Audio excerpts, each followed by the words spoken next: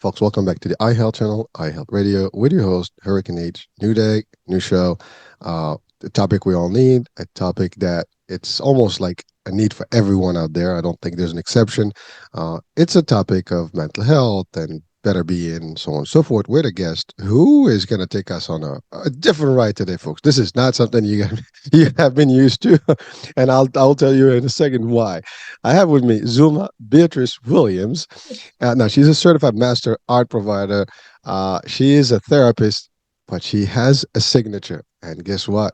She is the swearing therapist. Now, that means we're going to hear a lot of swearing today. So if you don't like it, you can muffle up your ears, or you just have to not to watch us. No, we don't want you to watch, because what she has to offer is definitely impactful and insightful, because again, as I said, we all need this. And so we can never have enough of mental therapy, and the little things we hear and there are important for ourselves and for our friends and family and surroundings. So without any further ado, Zuma, welcome to the show. Thank you so much for having me, and such a wonderful introduction. I promise to keep it as clean as I can. So let's say, just on that note, is we know we're not going PG-13. So what is it going to be? Yeah, So the reason 17. why I am the swearing therapist is because I like to keep it real, and I swear a lot because that's how I talk in my real life. So when I'm with a client, I will say fuck. I'm not going to say fudge. You're like, oh, fudge. No, I'm going to say the other word. So, but I understand I'm not everybody's cup of tea, but the clients that I have, they do appreciate that I'm direct and honest, and I don't beat around the bush. Life is too short. We don't have time for that. Well, I love that. It's super, direct, and I like your direct approach. I mean, you say it as it is, and so I mean, to your point, we all, and maybe this is something we might even address today, because everybody talks correctly. We all want to be saying the right thing, and everybody is running and walking and turning and whatever the expression around the bush, because we don't want to stray. Right. So when we get deep dive in the discussion, if you don't mind, let's take us to why do we do that? I mean, what drives us from the psychiatry or mental level of not really going straight and telling it as is and telling people what we really feel and think, because that's the thing. We might feel one thing, we might say something. And Right. you have to be politically correct, and you got to, like, jump around hoops to sometimes convey a message where you can just say, what the hell. you know so so before we get I, there, okay. let's talk about you. I mean, what got you into this journey, and why, really? I mean, mental health, I mean, it's powerful, but what, something triggered you to do the work that you do. And you also do other things, grief counseling. You do cancer survivor type of discussions and work. So let's talk about all your journey that got you here briefly, and then we can go into a deep dive. Sounds great. Thank you. So yes, I had people all my life approaching me and telling me like, "Oh, I have never told anybody this," and I said, "Okay, well, it's about time that I put myself in school and I start charging for this, right?" Like so. But I always had a passion for helping people, and apparently I have that connection that makes you feel comfortable and share stuff that you might not feel so comfortable sharing with others. I'm originally from Argentina. I came to the United States at age 31, and I was working in the accounting department of a corporation. And at age 42, I was like, I'm not sure I want to do this for another 25 years. So I started school at 42. I graduated at 46, and 6 weeks later, I got diagnosed with breast cancer. And I was like, oh, okay, let me take care of that. So I took care of my health, and then I moved back to Argentina, and then I came back to the United States in 2015, and I celebrated my 50th birthday here, and I started my master's, and I graduated. I did my internship, and I became fully licensed at 53 and a half. And that's another thing why I am so myself. I think it's because I'm too old. You know what I mean? Like I really, I don't give a shit. Like You either like me or you don't. There is no gray area with Zulma, right? Like, oh, I'm not sure if I like. No, you either like me or you hate me. There is no in between. Either way, I sleep at night. So we can, transition into why people are like so politically correct, independently. Like, so, if you are in a work environment and you have to be right, like your job is in jeopardy. But in general lines, when we are so politically correct, and I don't want to say the wrong thing, and I don't want to offend anybody, and I want to clarify, I don't want to offend anybody. But if me being direct it causes a reaction in you, that's on you, right? Like so, but a lot of people is try to be accepted. So I don't want to say the wrong thing because I don't want to feel rejected. And the thing is that if you tell the truth, your truth, right? Like I'm sharing my truth. It doesn't mean that it's the truth. But if you're telling your truth, and if I'm sharing my truth and you get triggered, let's talk about that, but it's not because of me. You may have some unresolved issues that are flourishing because of what I said, but really the trigger is not the important thing, is the reaction. So if I say something that triggers you, let's talk about that. Because if I'm telling my truth, why is it that you get so triggered? So as in the 50s, in the 60s, you couldn't say, like, you really needed to be politically correct. But now with music and being so explicit, and what is it that we are talking about, right? Like, so it's like when I'm sharing with you in my office, when we are working on an issue that you have, and I do have people who are Christians or Mormons, and I'm like, are you sure you want to work with me? Because it's going to come out. Like, it's not like, oh, you don't know what you are getting yourself into. But, and no, we are fine with like the direct approach. I'm like, okay, then I'm your girl, right? Like, because the thing is that, do you want to feel better? If you want to feel better, I'm your girl. If you are not ready we are going to hit the ground running. If you are not ready, I have 3 million therapists to refer you to. I'm not the therapist for you. And that is fine. It doesn't mean that there's anything wrong with you or is anything wrong with me. Is that we are just not a good match. And if we are not a good match, we are not going to get anywhere because you are sharing, you're opening up about your deepest secrets that probably nobody else knows about. And if you don't trust me, if you don't click and you don't trust me, that's not going to happen. And I have that, I always say that I hear what is not being said. So you are sharing something, and I might say, like, oh, what I'm hearing is blah, blah, blah. Oh, yeah, I didn't think about it that way. Bam. We have, we can start working on the issue. So it is like we all want to be accepted, but we have no control over that. There are people who love Beyonce and there are people who hate Beyonce. Where is Beyonce in that picture? Like she's still Beyonce, right? I cannot stand her. Oh, I love her. I love her. Okay, but it's still the same person. But the effect that she might have, I'm using her as an example, she just won the Grammy, but I'm using her as an example, but any person who is famous, they have people who love them and they have people who hate them.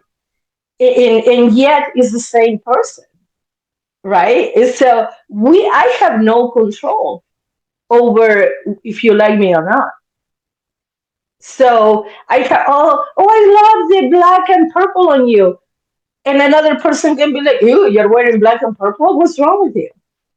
You know what? I look in the mirror. I hope uh, to think that I look decent, and I wear it. Right? Because if I'm trying to please you, I'm gonna displease the other person, and that's something that I encourage everybody to do. Start liking and loving yourself, so you are not looking for that external approval because you might not get it. No matter who you are.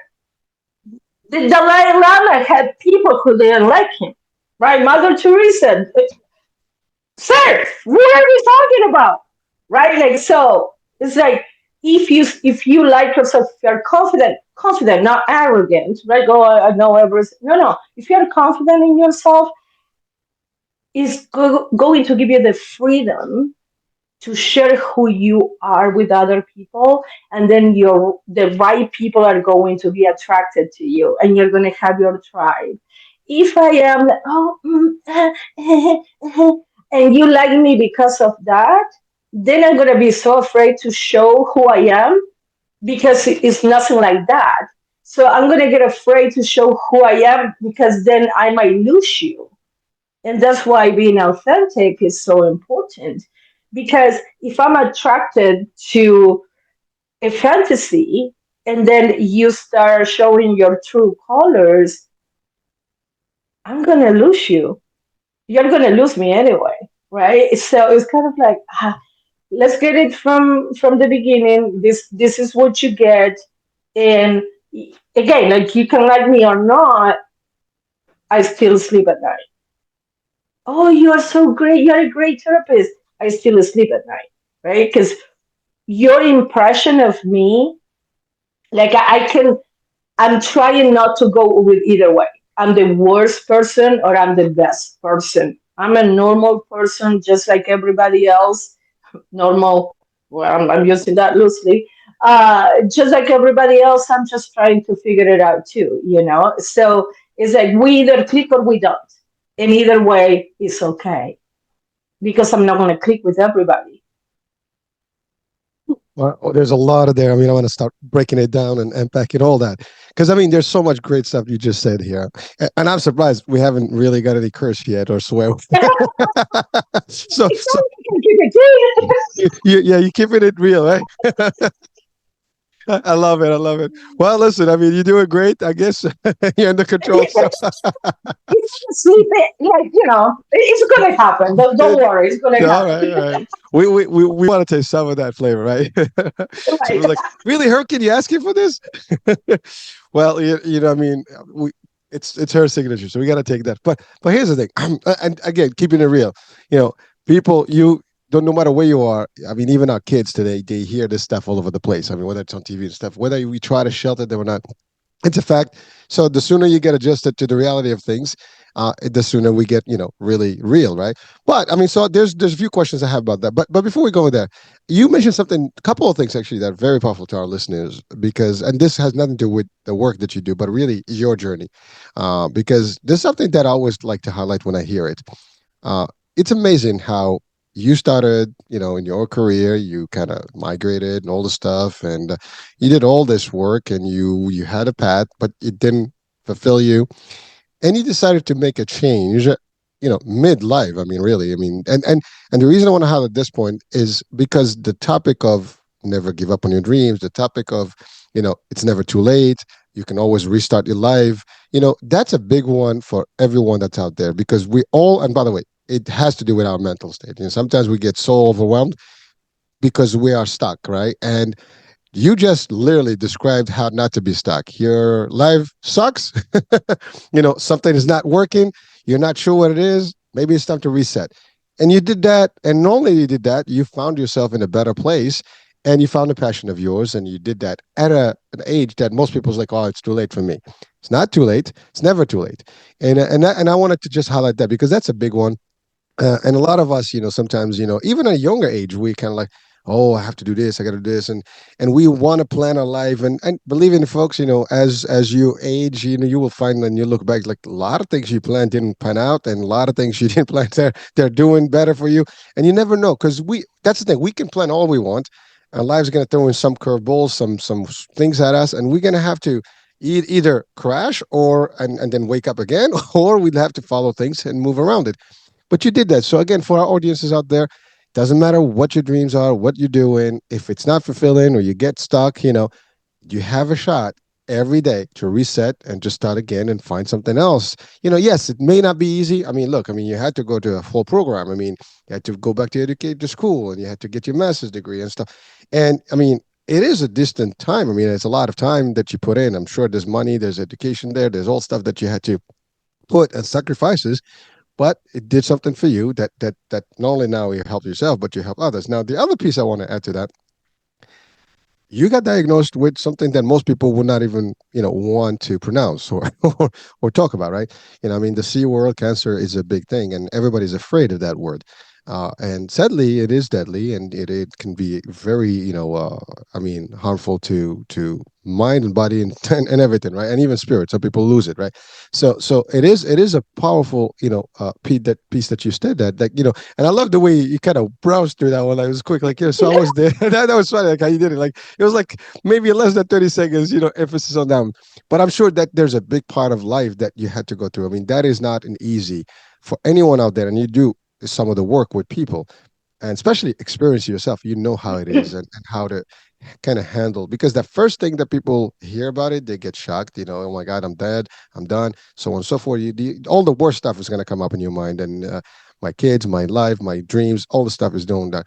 So just as a brief, I know you kind of browsed through that, but just for our audiences, for those that might be going through this, or just hearing this for the first time in their own life or their loved ones, what would you tell them? I mean, based on your personal experience, briefly. I know this is not a therapy show, but but No, no, no, yeah, that's fine. So, when I first heard the diagnosis, I was scared. I thought that I was going to die the next day. I was asking why me. But then I pray a lot, and I changed the question. So I don't have children myself, but I have a mom, I have a sister, I have nieces, I have female friends. So after the initial shock of why me, I started asking, I changed the question to why not me? If it wasn't me, would I have preferred that it was my mom who had the cancer, or my sister, or my nieces? Of course, the answer is no, right? Like, so I was like, okay, so if I'm being dealt this, what are my choices? Because we always have a choice. One of the choices was to sit in the corner and cry myself waiting to die, and the other choice was to get up and fight.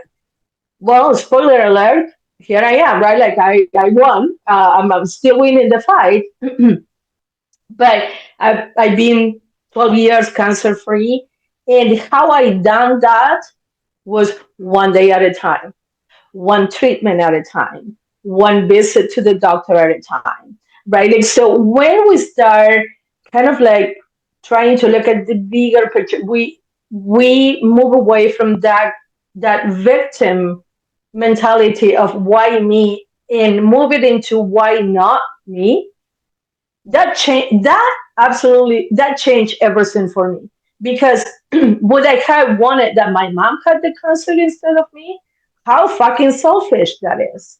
Oh, there see, it is, it came out. there it is. It came out. How selfish is that, right? Like, so it's like, well, if it wasn't me, who would I give it to out of the people that I don't know? That I know. Well, I will give it to a lot of people I don't know that are on my shit list, but not my mom, not my sister, not my nieces, right? Like, so we always have a choice, and sometimes it's difficult to see it. But it's like, okay, like, you know what? I don't want to do my treatment. That's fine. What are the consequences of that decision, right? Or I don't want to go to work. Okay, that's fine. But you know what? I like a shower and I like a toilet. So I need to pay rent. So I'm going to go to work. Because the consequence of me not working and being homeless is that I don't even do camping. You know what I mean? Like, no, so we always have choices. We don't. Sometimes it gets lost in, like, no, I have to do this. And I will encourage people who feel trapped, like, oh, I have to go to work, or I have to go to school, or I have to do this, to change that from I have to I get to, because that implies a choice. Oh, I get to go to work because now I have a choice. I don't have to, really, and I don't have to go to that job.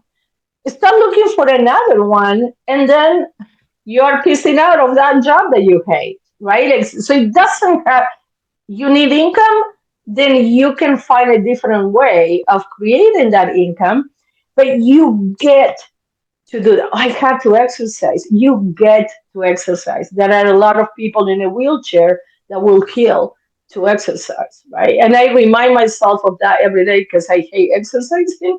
But when I'm like, bitch, if you were in a wheelchair, you will hope that you can walk right now, right? Like, so it's like I try to incentivize myself that that's not my thing. But once we get into that, it's like we change the perspective and then everything changes. Everything is the same, but because we change our perspective, everything is different. And I want to go in to mention like what you mentioned before about following your dreams. The time will pass anyway. I'm going to be 60 this year. I could be 60 being a therapist, or I could be 60 still doing accounting. The time will pass anyway. What you do with the time is your decision. So when I have a client tell me, "Oh no, I'm too old for." I'm like, "Hey, I was 50 when I started my master's. Of English is not my first language. What's your issue? You're barking at the wrong tree. You did it, so you cannot tell me you cannot get done, right?" So, and the thing is that, let's say I did all that and it didn't work out. Therapy was not what I wanted. I always can go back and do accounting. Nobody took that away from me. So if you feel stuck in whatever situation you're in life, and then you try something and that doesn't work, you are back at square one, but with a lot more information about what didn't work for you. So you have grown a lot, although you might have to go back to that accounting job that you didn't want. But at least I'm not here thinking, oh, what if I went to school? What would have happened? Well, let me go to school and see. I had no guarantees. We want that, and that will kind of like run into anxiety, which I like to give a couple of suggestions for people who experience anxiety. But that lands into the anxiety that I want to control the future. Well, if your reality today is not something that you want to continue to experience the rest of your life, what is it that you are doing today to change that?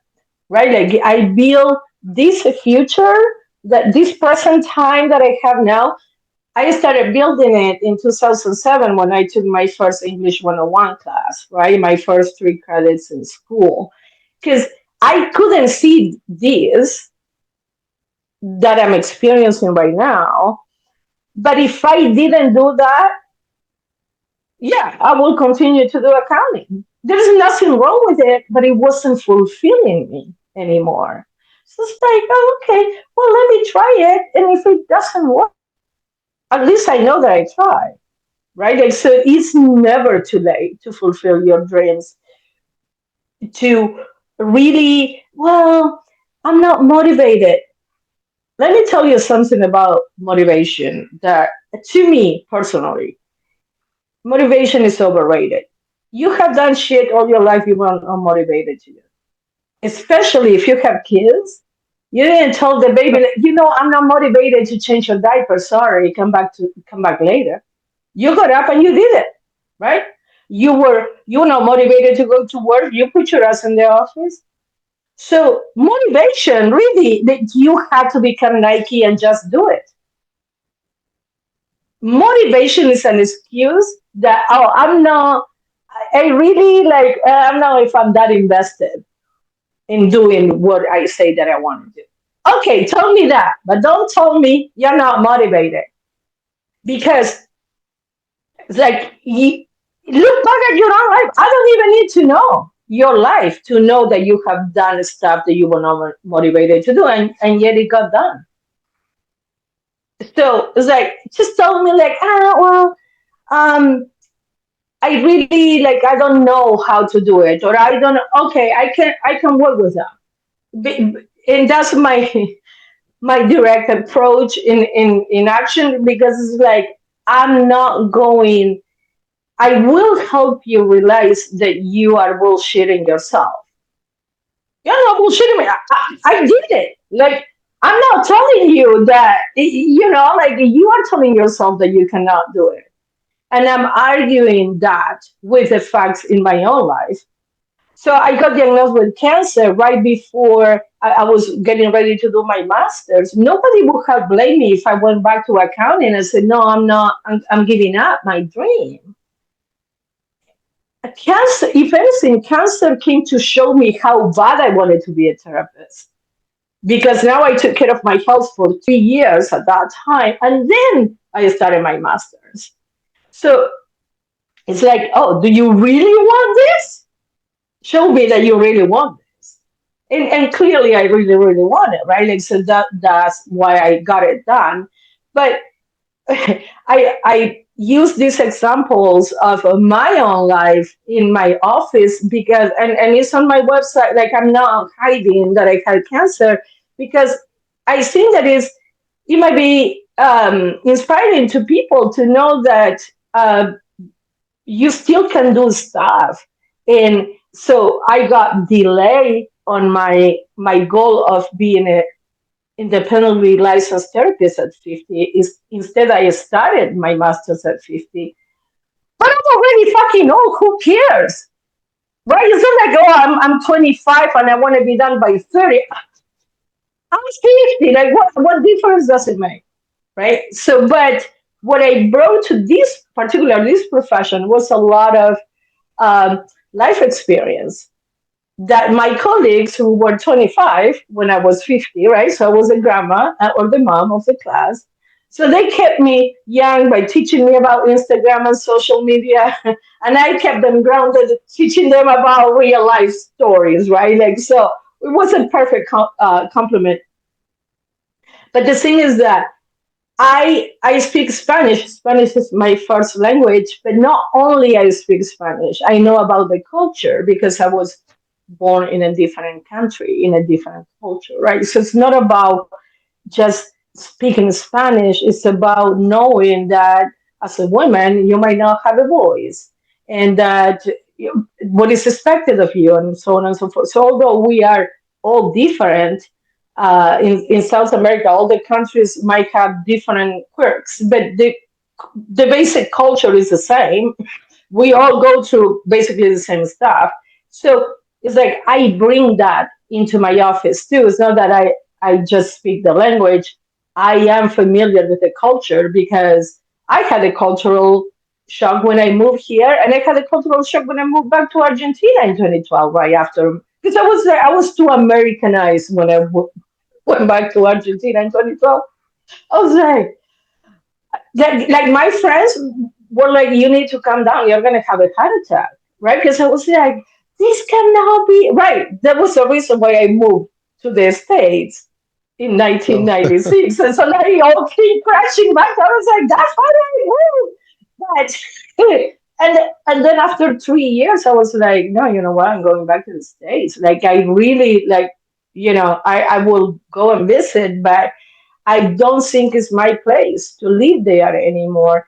And people always say that, oh, you are so strong. You immigrated to a different country and a different culture. And I think that really the strong ones are the ones who remain in the country with such a political, like, is such madness. And really nothing changed in 25 years since I've been here. If anything, it got worse. So I'm like, okay, I was the one who said, okay, peace out. I'm going to the States. Like, the real heroes are my family who remains there, right? Like, so I told you I talk too much. Okay, let me no, no, take a no. breath. Well, I want to say something. By the way, you're as real as it gets, swearing or not. Because I have to say, like, you've maintained it clean enough. I mean, I think you throw in a couple of little bumps there, but by the end of the day, it's been so good. But the fact is, you are as true as it gets. I mean, in terms of everything you said right now, I think everybody watching and listening, they cannot possibly decline or deny, or even play that they don't understand it. I mean, because you're really stating the obvious to all of us, and frankly, every one of us can relate to what you just said, in the last 5 minutes. And the fact of the matter is, we are in control. As you said, I love your analogy of being real and live about you, who you are, whether what you dress, how you do it. And we're going to talk about more like the perceptions and stuff, like why we do certain things. But the idea, as you said, is that, you know, you're facing a big dilemma of health. That was like you said, oh, why me? But I love the angle that you use. And by the way, you've repeated that angle in a lot of ways, because that shows how you see life. And this was before you became a therapist. So Right. I mean, really, so you almost like were a therapist before you even got the certification. But you figured out a way to deal with life, where it's realistic and you kind of face the truth, as opposed to, what I always refer to as the ostrich effect. Like, you put your head on the sand and you think things are going to be cool. No, you just head on. You face things and you figure out, like, well, wait a minute. Hey, I can cry and do all this stuff, but I can just, like, hey, that's not going to work. I can cry all I want, but it's not going to change the fact. So let me do what I got to do, and make it. And I love the way you transit your ideology, meaning from, oh, why me? It was like, why not me? I mean, it happened now. So you see, a lot of people are in denial.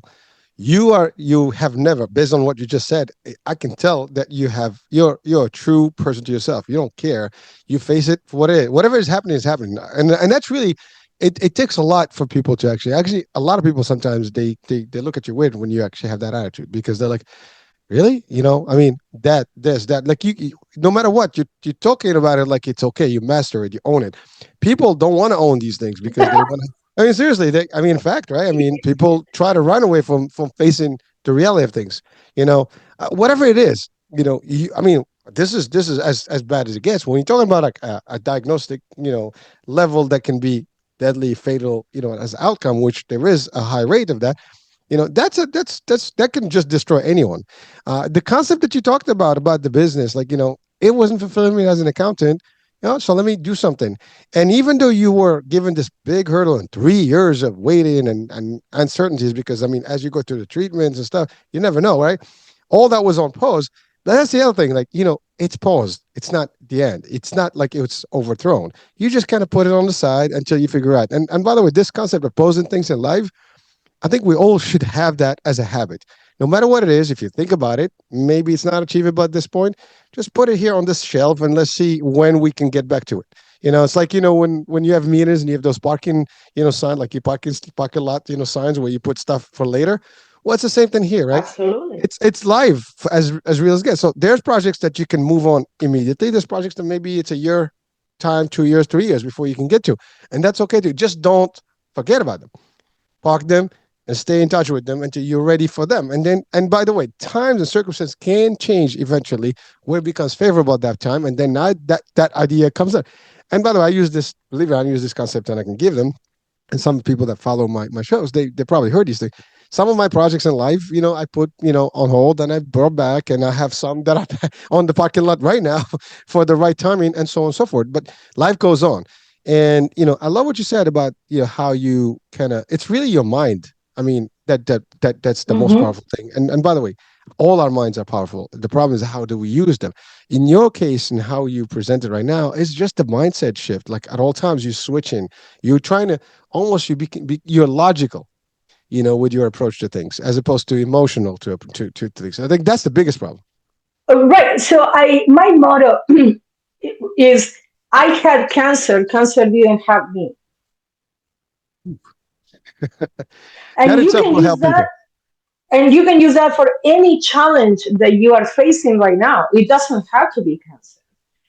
But if you own the challenge instead of allowing the challenge to own you, you are the CEO of your own life. Your mind is a part of your life. That's okay,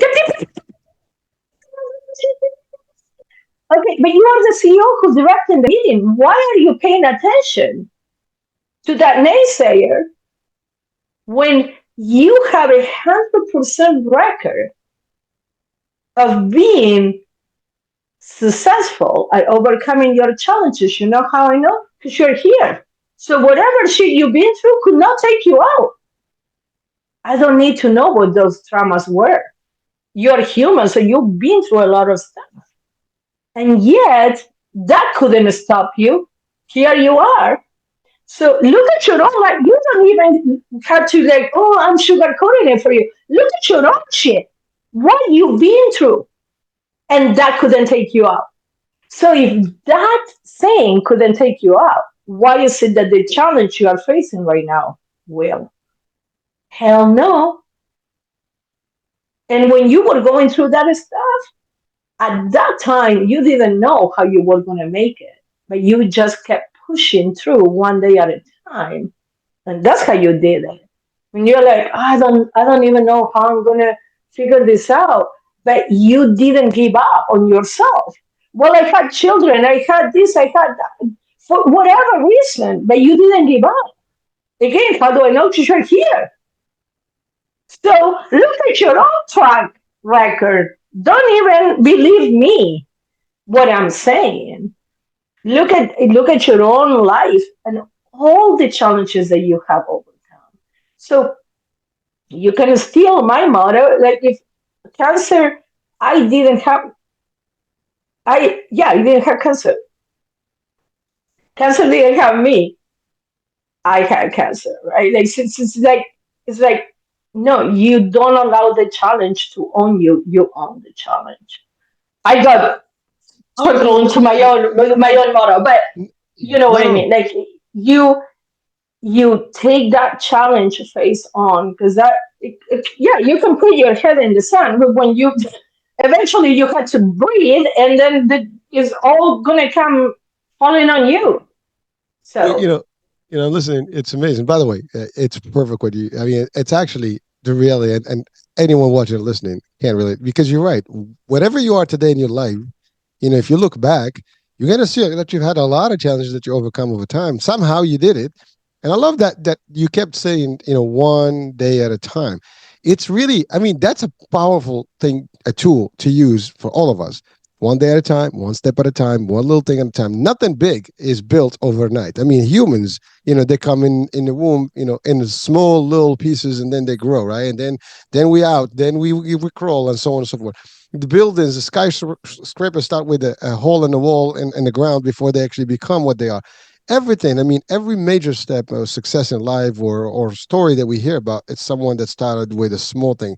Every tree started as maybe a small plant, or a small seed. It's right. one day at a time, folks. And sometimes we get overwhelmed about thinking about all what the ifs and what the if nots, and we get crazy and we like overwhelm ourselves, and we haven't even gone there yet. Like as you said, you take it one thing. And by the way, there's no better way to chat to deal with any challenge than that, because the minute you start thinking about, oh my god, everything else, you're just getting anxiety and your cortisols are going up, you're going nuts, and before you know it, you're just going to lose the cool and it's over, right? We don't want that. And so this concept of like one day, one thing at a time is great. And I love I love the way you said it. Like, we all have been there. And I think the problem that we have is that we tend to look at everything that went wrong as opposed to everything else that we did right. And so when you start looking at that, if we switch again, it's all the mindset, right? If we switch thinking about like, well, I made it, somehow I did. What did I do? In all that Yes. darkness, there was some stuff that happened. And the thing is, we start focusing on darkness, we don't get the solutions. The minute you start looking away from the darkness and figure out like what's a way out, you will find them. And this is actually stories about survivors, in a lot of dark places and things and around when things bad happen. You have two options. You can either like surrender to the circumstances and it's to give up, or I'm going to find a way. And these stories repeat themselves. We find a way, folks. And there's a lot of stuff out there, a lot of help.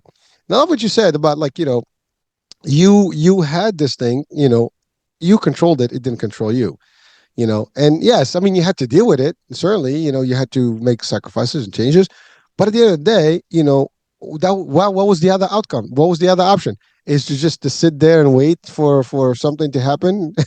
That's the thing. We all have control to a degree. Now, obviously, you didn't select to be, with a disease or any other problem in life. I mean, we all sometimes get challenges thrown at us, as you said, whatever that challenge may be for you.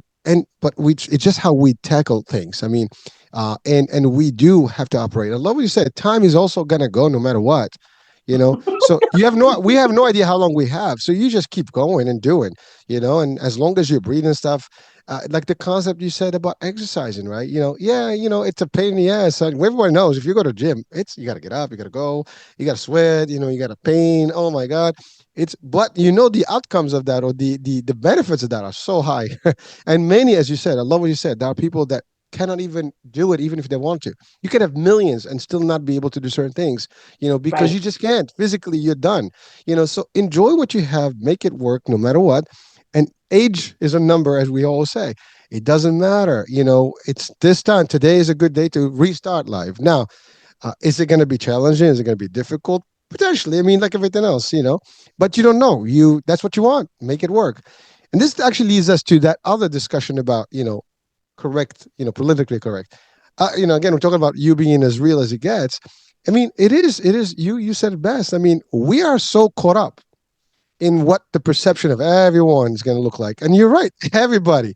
I don't care who we are. There's someone that's going to like you by default, so someone's going to dislike you by default. I don't know how. Here's the funny thing, right? I mean, we see this more today than ever in social media, right? I mean, Right. if you have a post on social media and there's someone that's like, look at you look like shit, you know, you know, by like they don't know you. They just have to say something. I guess you're like Denzel Washington said, your demons are maybe irritating theirs or something of that, something like that. Right. It's like, they're irritated by your presence, but your energy, whatever it is. And so, but Right. I'm really like, what you like, what I like. So you are that other people get threatened by your energy. Yes. But seriously, right? Like some people, like they never met you. This true story. My wife is also in social media, and one lady came. I was like, I just don't like you. I mean, really, that's all she said. Like, she doesn't know her. And you And might need it. I'm waiting for my first hater because if you don't have a hater, that means like, that's perfect. but the thing is, like, but like, for no reason, that's the comment she has on the post that has nothing to do with it. It's like, I don't know about, but there's something about you I don't like. Okay, so what can I tell you? When we saw that, we started laughing. It was like, cool. I mean, Right. good for you. I mean, I don't know you to like you, not to like you, but that's the thing. Thank Like you for sharing. Right. Like so your wife might have triggered something in that person that she or he might want to be doing what your wife is doing, but doesn't have the balls to do it. So that's why I don't like you. Right? well, I think that's a big one you just said there. I see it all the time. When you do something and someone somehow reacts to it in a negative light and says like, "Oh, wow, impressive! Wow, great stuff." I think it's a reflection on why their limitations, because they have not been able to maybe do it, or they haven't thought about it yet. And you gotta beat them to the punch, even though they would have never thought about it, because now they think about it now. Because it's very easy when they see something that's already available and being done, as opposed to, like, what the hell are you? Well, I'm nobody. I just did. The problem is I did, you didn't. So do your thing, be you. But we don't. We have a lot of that, and I see it all the time. I mean, not just in our. I would give you an example from my own personal experience, but I mean, I can tell you, you can look at any post on Instagram, TikTok, whatever, just for even the celebrities. Someone posts something, and do you have someone that is talking about something completely different? They completely missed the whole point of that reel, but they're talking about something else because their mind is really telling them that, and that's a reflection of really how they are thinking about, and how they are Absolutely. in their own personal life. It's crazy. I mean, it's That's amazing. a reflection. When I tell you, ooh, like let's say that, and that's what we have to be very careful with our projects, right? Like, and who we are sharing our projects with. Because if you told me, like, oh, I'm gonna do a show, ooh, really? Like, are you sure? I'm projecting my own limitations, right, onto you. So it's like, uh, no, you do it again. You become Nike and just do it, and then the rest is history. And taking action is actually the best antidote for anxiety. So I told you I talk too much. Let's talk a little bit about anxiety Not because not I yet. have Now a you couple do of your thing. things to share with our listeners. And again, like thank you for giving me the opportunity to be on the show. I think that um, we all we all have anxiety. Like it's part of being human. In a nutshell, Anxiety is about trying to control the future, which is impossible because the future is not even here. Or what's going to happen on Wednesday? You might die tonight, so don't worry about Wednesday because you're not going to make it. Nobody has tomorrow guaranteed. And I tell my clients that and they're like, well, if you put it like that, but really, nobody has tomorrow guaranteed. So how can we deal with whatever it is? So that important meeting on Wednesday. Something that you can do right now about that important meeting on Wednesday is doing more research, being better prepared for that meeting, whatever it might be. So that will imply action. So when you are doing something about it, you literally are taking yourself out of your head and into the present moment. So you are now in your head about Wednesday.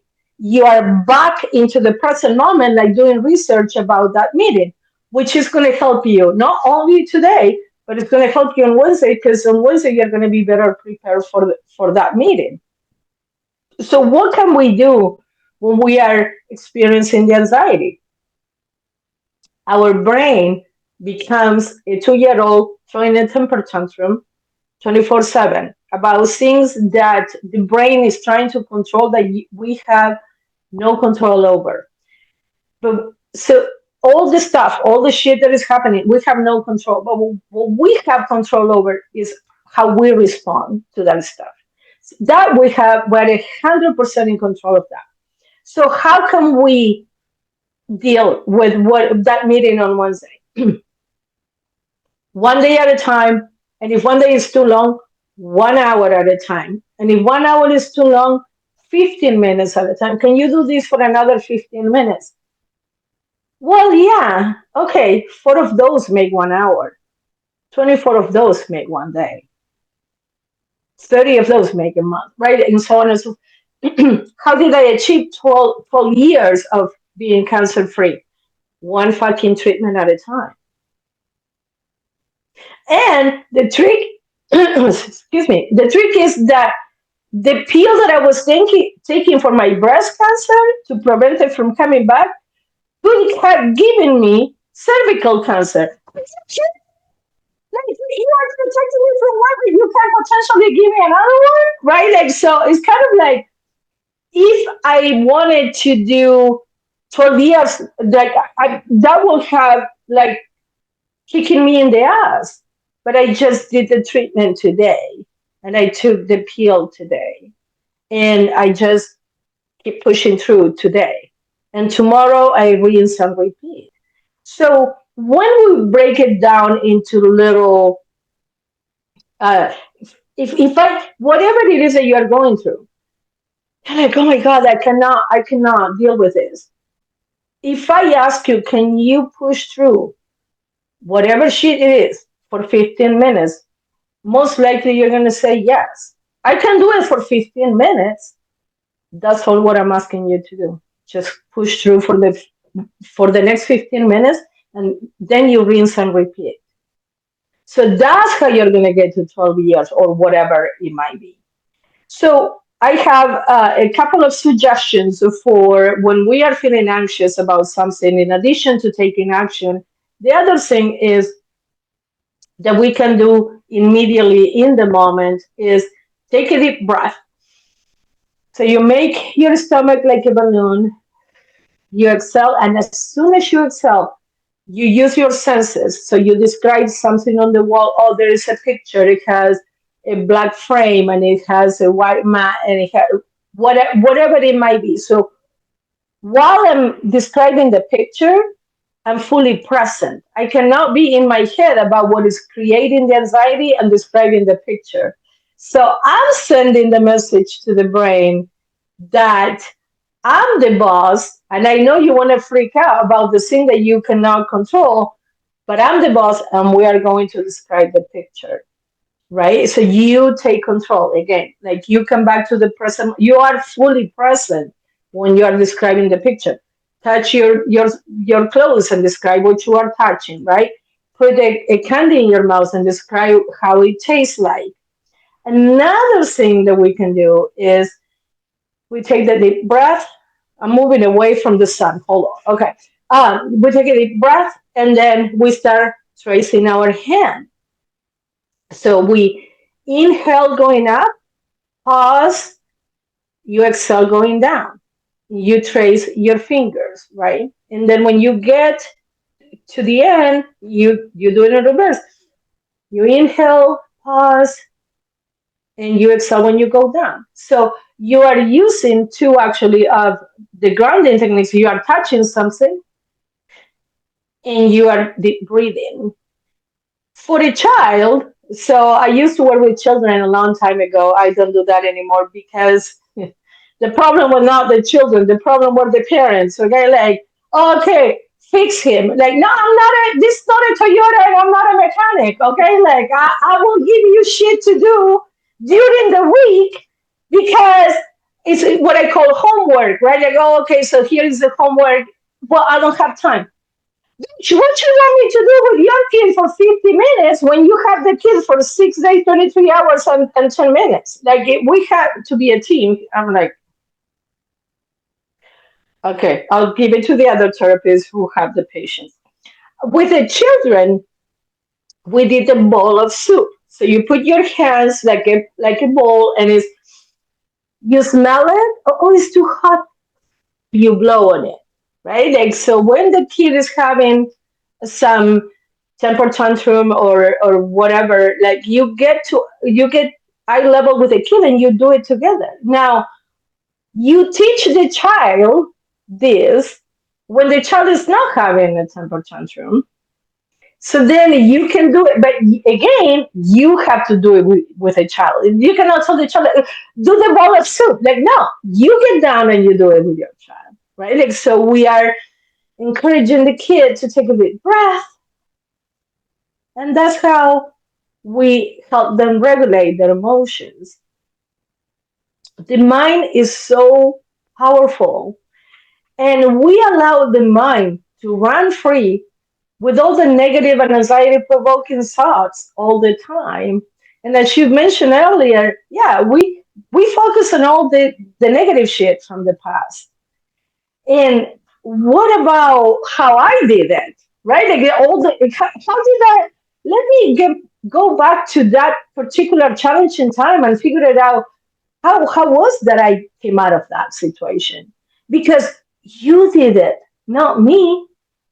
So you need to identify the positive things that you have done. Yeah, but I didn't speak up or whatever or what. I don't care because all those things that you didn't do were teaching you a lesson. I always say we are either happy or we are learning something. Right. Do you want to be right or you want to be happy? Like sometimes you cannot be both, right? Like if I tell you, oh, do you like my red blouse? And you're like, no, it's black and purple. No, it's red. You're like, no, come on, Zulma, it's black and purple. No, it's red. You are mistaken. You don't need me to say that it's red, to say that it's black and purple in order for you to know the truth. So you let me be. Okay, well, it's fucking red. You let me be, but you know the truth, right? And sometimes we just want the other person to agree with us. No, this is the wrong. No, you have to say that it's black and purple. Why? I'm the fucking colorblind bitch who doesn't see that it's black and purple. Not you. So just let me be, right? Like let me be, but you know the truth. You don't need me to agree with that in order for you to know that is the truth. And that can give you the peace that you are so desperate looking for me to be in agreement that you are right. No, no, if you know the truth, it's not red. No, but I want you to say that it's not red. Let me do me and let me go and tell the world that I have a red blouse on. I'm gonna be the stupid bitch who's colorblind. Like, what do you care? Why do you need that reassurance from me that I'm wrong? You know the truth. So once you start owning your truth and verbalizing that and allowing other people to just let them be. Like you cannot. It's so hard for us to change ourselves, let alone to change someone else. Like we are trying to change ourselves, and it's so hard. I'm not going to change you. So when you get I don't like you on social media now, I'm sure that if you tell your wife, I don't like you, that's going to be a different conversation because she cares about your opinion, right? This bitch that is sitting at home behind a keyboard, okay, thank you for sharing. Like, that really made my day. Yeah, My it's funny. friends don't like me. The people that are important to me, they like me, right? Like, so if celebrities will be like so torn about people who don't like them, they couldn't be celebrities, right? Because once you are in the public eye, you're gonna have detractors, and you're gonna like people like Kobe, and people didn't like who's not liking Kobe Bryant, and yet people talk shit about Kobe, right? Like, okay, like, in other words, just come back to yourself, come back to your own truth, and don't be afraid to share it, even if people don't agree with you, because this is your truth. This is my truth. We can argue if you want, but it's how I perceive my reality to be. And if you can find meaning into that, and take it for your own benefit, yay. And if you don't, that's okay. You're back at the square one. It doesn't change my life.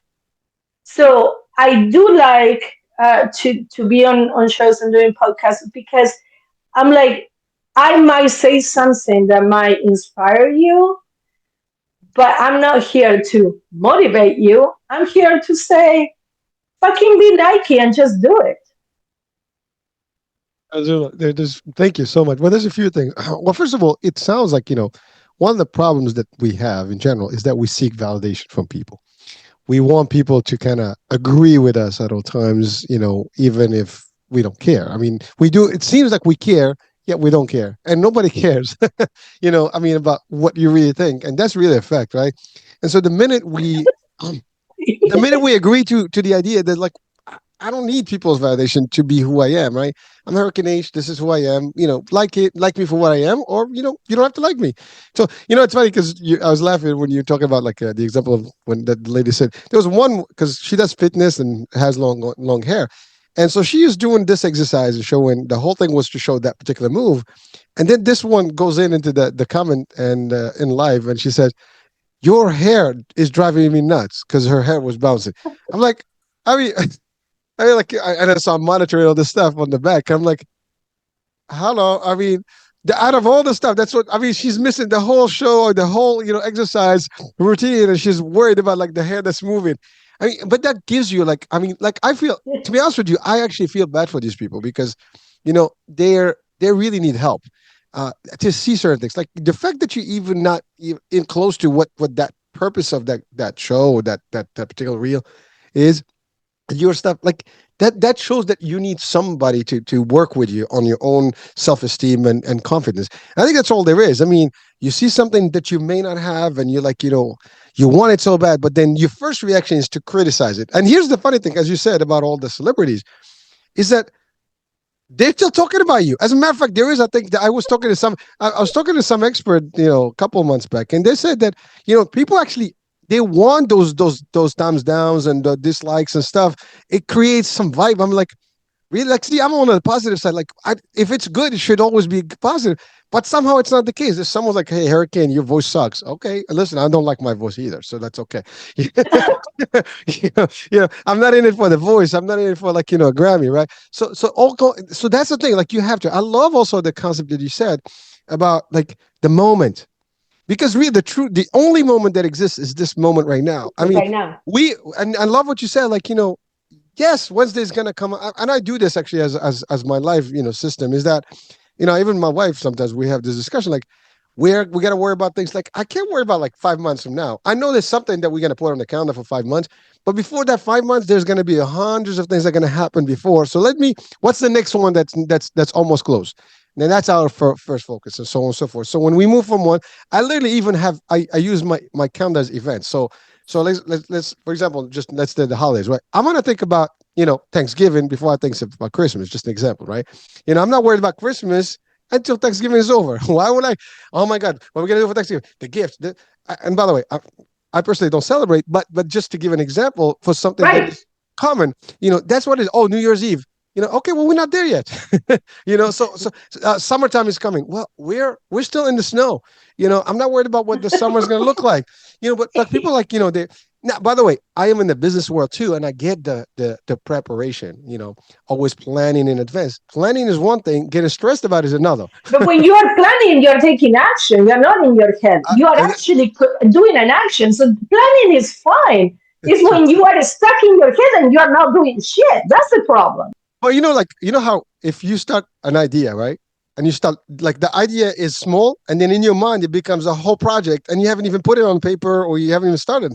Like people start, what if this? What it goes? It's gonna go this way. It's gonna go the other way.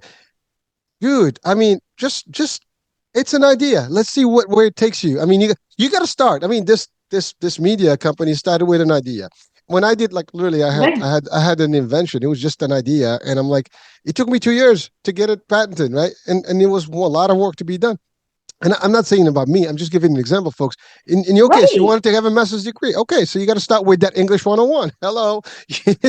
Amen. Yes. I mean, Yes. that's the thing. One thing at a time, folks. I love what you said about motivation. Motivation, not, by the way, a lot of people confuse motivation and discipline. And I love what you said about inspiration. You can inspire people, but not necessarily motivate them.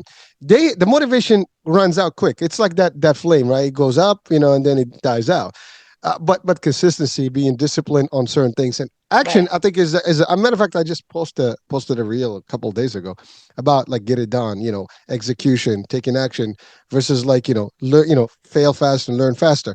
That those are the things as opposed to like people are so dwelling on like, oh my God, thinking about 10,000 reasons why they cannot start and then figure out about how many 10,000 reasons why it can do better. And those are just, by the way, these are not new ideologies. This is through This is everyday shit. Right. every day. And by the way, we have demonstrated success stories based on these things, right? But so those are the things that sometimes we just have to kind of reset. And by the way, thank you for coming on the show because we Of kind of course. these are, like I said, we can never have enough of these discussions because as a human mind, we tend to forget. The more we hear, the more we kind of reset again. Oh, damn, I used to do this stuff. Now it's like almost like a refresh. And so refreshers Right. are important to our lifestyle. I mean, it's like you want to refresh your breath, through some oxygenating, exercise. You want to refresh your brain as well with some ideologies and things like that to constantly keep it positive and keep thinking better and staying away and not living in the past, as you said. By the way, if you live in the past, well, choose to live the good moments, not the bad ones, and life will be a lot richer. Like, and by the way, and then I personally do this all the time. Like, I always reflect on the back. If I'm going to, I look back, it's like all the good things that happen. The bad things, actually, I just dismiss them. It's like they're out of here. Now I take the juice from them. Many things that I learned, The and lessons from the that's it. things that didn't work, you just take the lessons. So that doesn't mean that it was a wasted time, Never. but not to dwell on. You learn, you do better next time. Well, again, this is fact. I don't believe in failure. I believe failure is just a learning how not to do things and how to do them better. Right. So you never fail. Everything that happens for a reason. No matter how we swing left, right, as you said. Even with a big problem like the cancer, right? You didn't look at it that way at the time. You might have stressed about it, but you know what? You figured out a way not to get stressed because that's the other thing. We stress. What's the outcome? Nothing good comes out of stress. Anxiety. Nothing is going to come out good of anxiety. But you can avoid it all by just being real, as we're talking about in this show, and just find a way and take the actions that necessary to get you the next step, and small results one at a time, as you said. So I love those concepts. Now I'm going to go back quickly to one thing that we talked about the validation, well, not divide, like the people that want to be politically correct, right? Accepting you. Right. Yeah. Yeah, I mean, I think that's the thing. We are always wanting, you know we're like, I mean, we just I had a show recently about public speaking, and that's the same thing. People are afraid of like what people are going to think about me. People are going to think whatever the hell they want. I mean, that's a fact. I mean, it doesn't matter how. Listen, if you dress too sharp, oh, he wants to show off. If you dress too poor, if you dress too poor, it's like, oh, the guy cannot afford this shit, right? You know. And so, and by the way, I think you're contagious. I've studied you. So this is so, folks. Self-conscious. That's it. I'm gonna have a lot of critics right now on this show. Like Hurricane just gave up his positive and he's cursing now. But see, we all have that in us, right? That little person that kind of comes real. Like, well, listen, but the fact of the matter is, it's that this thing. No matter what you do, you're never gonna make everybody happy, folks. And the sooner we all kind of get with the program with that, we're cool, and that's it. But the more like, oh, I want everybody to like me or to love me.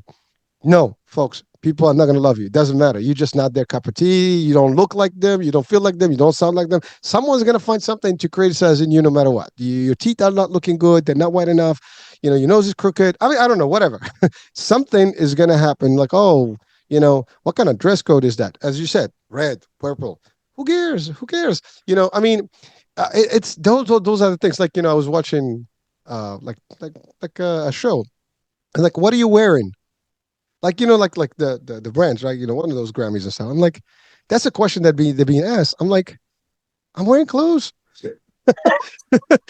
I'm wearing clothes. I mean, really, I mean, that's my answer. What am I wearing? Who? No, like they just say, who are you wearing? I'm not wearing a human. I'm wearing fabric. Right? But Right. but you know what I'm saying? Like, this is what we're being conditioned to now. Like, you almost like you have the expectation to have certain responses. Like I was watching the other, like yesterday, I was looking at something and oh, what is the most expensive thing you're wearing? I mean, I get it. That's the stardom, part of, but that's a choice. I can be just as neutral as I want to be, and I don't have to really. I'm not wearing anything. This is all, neutral stuff. No brand name. Right. Right. So, but again, it's up to you. And if you really like to show off, then you know what? That's who you are. Be glamorous, be flamboyant, whatever the case may be. Make your. Exactly. But I don't have to. You do it, right?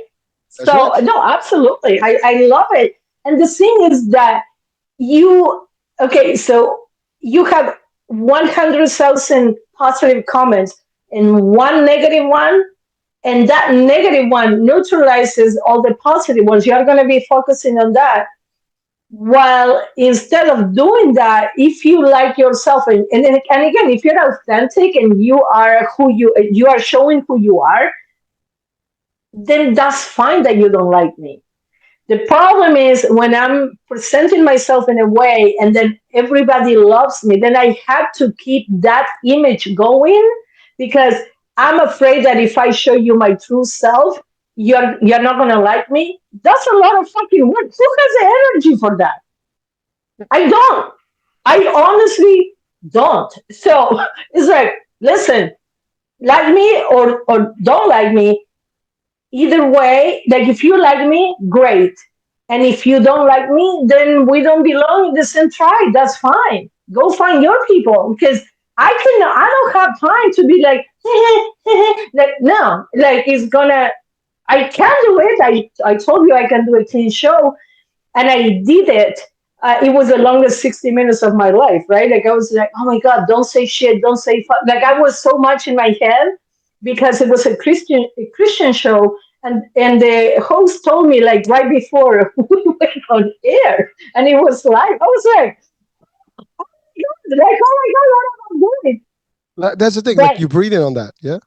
right, so I have an accent. People are like, oh my God, I love your accent, or ooh, I cannot understand you. Okay, like I don't know what you want me to tell you. Like, get a translator. I don't know. You know what I Yeah. mean? Like, Yeah, Zuma, I have to say this. They did say that whoever speaks multiple languages is a little smarter. I don't know if that. I mean, they do have real studies on that. I mean, another language means your brain is functioning differently than the average, right? That's one. And the other one is, it's funny that you're talking about the idea of the cursing, right? The more you think about something, the more you get lost in your brain, right? right, You like. let it be, let it slide, right? It's that It kind of can thing. be done, but I mean, like I was proud of me because I'm like, oh, I can do it. But I was like, oh shit, like okay, like, and I was like, okay, Lord, don't let me, don't let me, don't let me, right? Like, but I do respect, and that was one of the questions before we start the show was because I do want to respect. It's your show and it's your audience. I mean, the guest, and I want to respect that. And but if you give me that freedom, yeah, I think it's going to be a lot more authentic because it's like, yeah, this is who I Oh, am. we kept it natural. You just did a good Oh job. yes, no, I love it. I love it, and actually, it's not like I, say a bad word. By the way, bad words to me are war and hunger and violence, right? Like not shit, but it's like, but I do respect other people's perspectives. Uh, but the thing is, I love to come across as I am because when you go into my Instagram and you watch my videos, you're gonna be like, "Who the fuck is this? Like who was the guest and who is the one on Instagram, right?" But again, on my videos, I talk about mental health and I keep it real, like So the thing about mental health is that we were talking about going to the gym and we go to the gym in order to have good physical health. We go to therapy and take care of our mental health in order to preserve our mental health, right? Like we are being preventative about like I don't have to deal with this alone. And if anything, my job as a therapist is to provide you with a different perspective. When you are in the picture, you cannot see the picture. So if I can present, this is the stuff that you bring to my office. If I present it to you in a different perspective, and you're like, oh, I didn't think of that way. Bam, we are onto something, right? Because then I can present you with a different perspective, and then you start getting your own answers. You don't come to me for answers. I can barely deal with my own fucking life, let alone tell you what to do with yours. But we are going to find it together, what your answers are, right? Because you are the expert in your own life. Oh, thank you. It's funny. You said something about when you kind of react to people, right? In terms of how they behave, whether they like the example they I don't like you and stuff. I have a simple rule to that. I say it to people. I love everyone as much as they love me and more. So I mean, just take it for what it is, folks. So you love me, I love you more. You love me less, I love you a little less. So it's equal to your love. You give me some gratitude, you get more, and so I am equal to whatever you do plus. So you're never gonna be less. I'm never gonna give you less than what you give me, and in a positive light. And so that's my attitude. You know, and if you're too negative, you're, as you said, that's not my tribe. I don't thrive in that environment. So you move. That's the other thing. We have choices.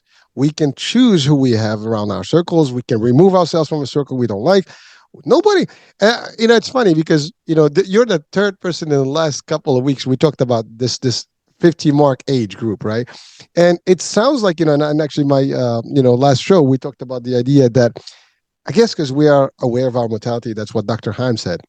And you think about it, like we do have one group of people that are younger that actually kind of live in the same spirit of the 50s ideology, right? Which means like I don't care. That's the Generation Z. They really live their own world, and in a way, I mean, listen, I don't approve of everything that the way they see the world, because sometimes they just want things in a certain way that may not be as feasible. But at least in their mind, they just want to live the life that they want at the time. Now, it's not practical in a lot of ways in the corporate and stuff, and there's expectations, and their expectations are different. But at least in life, see, the difference is when you get to that level of 50 plus, I think you've gone enough in life that you understand it a little bit different. You've been through a lot of hoops, loops and stuff, and so you've seen quite a bit, and it's probably lesser on the downside than the upside, because once you get to that 50, you already have a century, so it changes the way of you how you see the world. And I think that's true, but that's the good news is you can take that and give it to all the generations that follow all the different decades, because at any decade you learn things, but you're not like you think you're invincible, you think a lot of things, your health is going to start, going down. Whether you like it or not. I mean, physically, even if you are maintaining and healthy and all stuff, you're gonna change. It's just the way it's nature. It's the way we design. Yeah, you can be better than someone else at the same age if you do certain things, but it's still not the same as your 30 or 20 years old self, right? No matter what you do, yeah, you can look better, you can feel energized, but it's not the same. We hear this, oh, I never felt better than now. Not maybe because you didn't feel good at the time because you didn't do a good job, when you were in 20s. But some Right. but no, but someone could be literally like I have been lifting, doing, and working, and healthy and nutritious, and that's great too.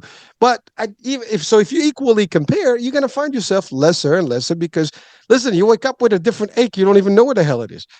Right. Yeah, Right. and I mean, if someone told me this 10 years ago, I would have laughed at them. But I experience it. I'm like, what the hell? I mean, like I'm doing everything by the book, but like this shouldn't happen. Why is my shoulder hurting? You know, and I work out, I do all this, like, so I eat healthy, but something's off. But that's then you get to the reality that, it's life. It's just how it is. So you got again, this is it. Do I dwell about it? Do I make the best of it? I make the best of it. Today is a good day. Let me do my due diligence. Do my workout, do this, do the other, eat healthy, start from this, blah. And how you do it. And this is life, folks. So this discussion we had today, I think is so powerful because it's really, and by the way, the mind and the body are all connected, right? And the energy or the Absolutely. spirit, is also another one. Without getting religious, I think we all can vibe well with each other. And that's the other thing. It's how do we choose our outcomes? We're like, I love what you said. You're the CEO of your lives, folks. No one can. This doesn't change anything. If anything, this is just a refresher, a reminder of maybe tools and tips. And I love, like I've heard about box breathing, and you kind of give us a whole different new angle of breathing. I love the thing with the bowl with the kids. So if you have children, I love that. You know what I mean? Below that thing, cool it off. And Right. little things that can, these are visuals that we can enhance our lives with and can make a difference. It can make a difference. Listen, I mean, Zuma, I think we can do a whole another hour easily. We're past the Yes. hour. This is fun, and I'm sure I think you're gonna have to do a comeback, later on, because Oh, there's I more. would love We to. we can deep dive into other things, but frankly, I mean, you've covered a lot of things, how to handle situations, how to really live your life better without stressing out, and that in itself, I think if we took that element alone from today, everybody that's watching and listening can really have a better life just by using some of these things that you mentioned today. Uh, and so, but now we want them to do more. And now here's a question to you. How can they reach out to you and what kind of work do you have with people? I mean, do you have a facility that people come in or people can work with you remotely? So I have in my office, but I'm only licensed in Nevada. So you have to be in the state of Nevada for me to provide services. I'll do in person and virtual, but you need to be in Nevada. But if anyone listening has any questions, they can reach out to me. My Instagram is at the swearing therapist, of course, and my website is dragonflytherapyservices.net. If you have any questions, reach out to me. Even if I cannot provide the direct help, I can link with resources and we can find the answer together. So don't worry if you are not here in Nevada and just reach out. Well, a question. I'm just curious. So I get the therapy sessions or like to provide services as a therapist have to be within the states of your license, right? However, you can coach, right? Yes, Is it absolutely. There is a fine line between therapy and coaching where, like, a lot of therapists have been moving into coaching so that they don't have the limitations of the license, but still ethically you are bound by your license, although coaching is not regulated as of right now. So hopefully things are going to become more available to everybody, but I'll be more than happy to have a conversation with anyone. And I just call it that, a conversation. It's not therapy, right? So I don't get in trouble. are you in Vegas? Yes, I'm in Henderson, which is about 10 minutes from the strip. And for all people who can, we don't live on the strip. Actually, we don't even go to the strip because we live here. So until or unless someone comes visit, I don't go to the strip. Right? We do have, there is more life in Vegas than just a strip, but I have a beautiful office. You can see the strip from my window, but yeah, I'm in That's Henderson. that's a good one. Well, I mean, the strip is just the tourist attraction, and we have that in every town, and the locals don't go Due to to the that local. traffic, right? You're not going to find many locals on the street. Like, Well, I mean, listen, I guess that's done for on purpose. But actually, our dear Doctor Cheryl Barton Bruce, she's actually now in Nevada. Maybe you have to connect with her. oh, She's one of our co-host shows on. She runs a show actually on the network, and also she's doing some celebrity work in Vegas now. So maybe we can oh, connect with you, nice. and you guys can do Yeah, something together. They're I would local. love that. Yeah, yeah. Yeah, yeah. I'll share this with her and see if she's maybe can do a show with you as well. So, Oh, yeah, I would love that. all I right. told you I can talk. Like, shit. Like, tell me to shut up. Okay, yeah, shut Well, up. I think you guys will go just fine together. You'll be fine. She's real as well, so that's good. We keep it real. I mean, chatters that matter. That's the show. Let's talk about Oh, it. I So, love it. it's that kind of thing, Greg. So you'll have good discussion with her, and she's local, so that's perfect. All right. Well, any last words of wisdom before we close today's episode? Yes. So I always like to say, if you woke up today, that means that your mission in life is not complete.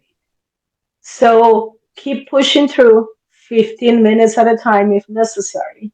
Just keep pushing through because your presence in the world is important. Although you might not feel like it right now. If if you are alive and you are here, there is something for you to accomplish. Good. I'm not adding anything. I promise.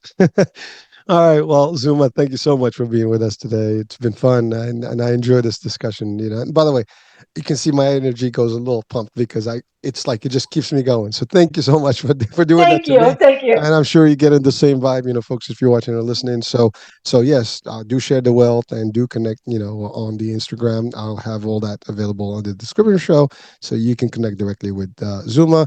And hey, listen, keep up the great the work and changing the world, one person at a time, 15 minutes at a time. Thank you. Thank you so much. You got it. All right, folks, this is it. I'm Hurricane H. We'll be talking soon. New day, new show, new topic, new guest. Bye for now.